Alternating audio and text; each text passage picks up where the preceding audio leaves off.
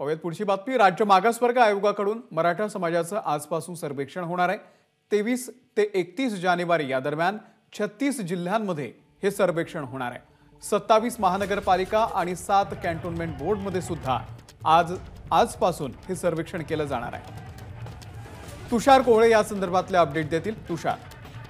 अमोल, निश्चित आजपासून प्रत्यक्ष मराठा समाजाच्या मागासवर्गाच्या सर्वेक्षणाला सुरुवात होणार आहे। यासाठी जवळपास राज्यभरातील 1 लाख शासकीय कर्मचाऱ्यांना 2 दिवस आधीच प्रशिक्षण देण्यात आलेलं आहे आणि आजपासून त्यांना जेव्हा सर्वेक्षण करण्यात येईल तेव्हा त्यांना काही सूचना देखील देण्यात आलेल्या आहे। महत्त्वाची गोष्ट की राज्यातील 36 जिल्हे आणि 27 महानगरपालिकेमध्ये हे सर्वेक्षण होणार आहे। सोबतच 7 अर्धसैनिक वसाहती ज्याला कॉन्टेनमेंट बोर्ड म्हणतो तिथे देखील हे सर्वेक्षण होणार आहे। महत्त्वाची गोष्ट की 31 जानेवारीपर्यंत हे सर्वेक्षण पूर्ण करायचे आहे। फक्त 9 दिवस आहे। 9 दिवसामध्ये मराठा समाजाचे सर्वेक्षणावर आधीच राष्ट्रीय ओबीसी महासंघाने प्रश्नचिन्ह उपस्थित केलं होतं की इतक्या लवकर इतक्या मोठ्या प्रमाणामध्ये सर्वेक्षण होऊ शकत नाही।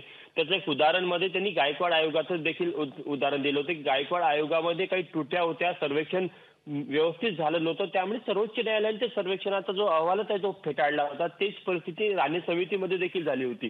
मात्र मागासवर्ग आयोगाने वेळ घ्यावा आणि व्यवस्थितपणे सर्वेक्षण करावं अशी मागणी देखील पुढे येताना दिसत आहे। मात्र आता या 9 दिवसामध्ये कशा प्रकारे सर्वेक्षण पूर्ण केलं जातं हे बघणं महत्त्वाचं राहणार आहे। आजपासून प्रत्यक्ष सुरुवात होईल। सकाळी 10 वाजतापासून या सर्वेक्षणाला सुरुवात होत आहे। महसुली विभागामार्फत त्यांनी जे मागच्या 2 दिवसामध्ये ज्या कर्मचाऱ्यांना अधिकाऱ्यांना ट्रेनिंग दिलं त्यांच्या मार्फत हे सर्वेक्षण होत आहे आणि प्रश्नावलीच्या माध्यमातून घरोघरी लोकांपर्यंत जाऊन गाव पातळीवर गावागावामध्ये फिरून या लोकांचं माहिती घेतली जाणार आहे। ती माहितीची नोंद केली जाणार आहे। त्यानंतर ती नोंद केलेली माहिती ही जे मागासवर्ग आयोगाने सॉफ्टवेअर तयार केलं तर त्या सॉफ्टवेअरमध्ये देखील त्याची एंट्री केली जाणार आहे। तर निश्चित सर्वांचं लक्ष असणार आहे की आजपासून जे सर्वेक्षण होते ते सुरुवात कशा प्रकारे होते आणि नेमकं त्यामध्ये काय पुढे येते। अमोल।